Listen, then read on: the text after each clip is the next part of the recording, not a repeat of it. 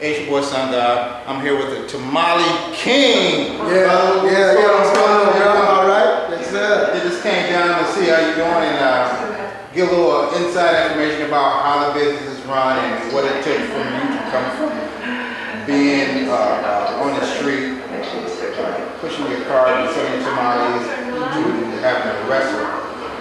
Well, you know, back in 1995, I came to Chicago and I discovered that you couldn't get no Mississippi hot tamales in Chicago. So I was like, man, you know, every Friday night, you know, it's a traditional thing in the South, eating tamales. So I'm like, man, it's Friday night, I can't get no hot tamales in Chicago. So, you know, I said, I'm gonna get some source down south and try to get over to the recipe and try to get this thing going up in the north. It took some time, you know, it didn't happen overnight, but I broke camp with it in 2007. Got hold to the recipe from a secret source down south. You know, we made it happen. And I've been doing it ever since. When I started out in a little shack on the streets of Chicago, it was about to take off. Had a little hate in the game, you know what I'm saying? Right. You know, a black man trying to get ahead, and a black man see another black man trying to do his thing, and you know, a little hate went on. But anyway, I shook back like a fool and a half hard, like Jesus said. Right. So anyway, I started on a cart, you know what I'm saying, and got a lot of support from the community, you know, keep the good work up. And my whole goal with this is get a factory going so I can mass produce these hot tamales and put some people to work, you know what I'm saying? I'm not just stuck on Chicago with these tamales. I'm looking to network in other places as well, you know. So, now let me ask you about the process it took from coming from the cart to the restaurant.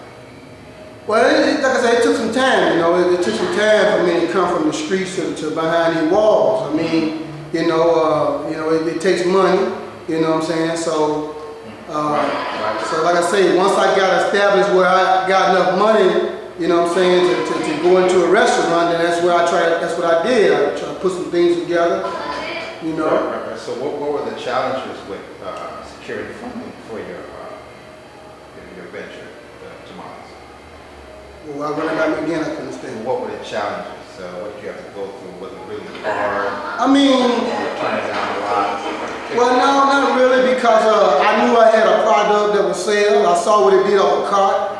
I mean, you know, I did well, you know, the first day I opened up, so, yes. So it wasn't so much a challenge or anything like that. It was just me staying consistent and making a name for myself, you know what I'm saying, and from that point on, you know, like I say, I went from there to behind walls, you know, and like I say, it didn't happen overnight, it took a little time, but I'm here.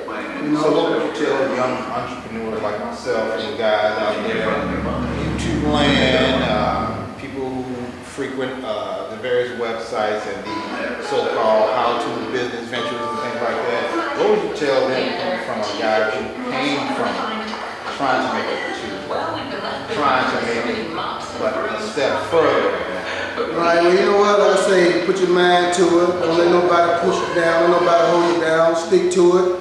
Put yourself in a circle, man, you and God, and outside that circle, don't let nothing else exist. Right. And go for your goal and achieve it, man. If I can do it, you can do it. You know, don't get me wrong, it'd be a little hard, but like I say, kick it to the side, man, and go ahead and stay focused, you know what I'm saying? And I'm steady growing, you know, I'm continuing to grow. And like I said, I'm not just based on Chicago, I'm looking outside Chicago doing business, you understand me? So it takes a star to go, you know what I'm saying? So it's what I say, keep your head up and keep shining. That's what I'm doing. I feel you. Thanks for allowing me to come in and talk to you about the business, and we're going to come back and we're going to talk a little bit more. Yes, sir. Give people a little bit in-depth view of exactly what you do. Not your secrets or anything, but the process it takes to come up with that product and push it to the store shelves or the restaurant shelves. Absolutely. Right, absolutely. I'm looking forward to that. Like I said, I'm looking forward to grow. Like I said, Dominique's Jewels and across the land of Illinois, outside of Illinois. I'm looking at you go to your local convenience grocery store and neighborhood famous store and see these Mississippi hot tamales on your shelf.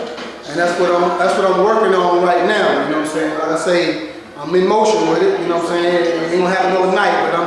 putting it in progress. You know what I'm saying? So, yeah. Great, man. Appreciate it, brother. Yeah, man. Always down here trying to support you. Yeah, I appreciate it, man. Another brother out. So we're gonna end it right now, and for everybody who hit Global SBC's YouTube page, check me out. Come down here. We're in Chicago, Pulaski. The address is 1521 South on Pulaski. You can't get another tamale that's better than this right here. Mississippi Delta.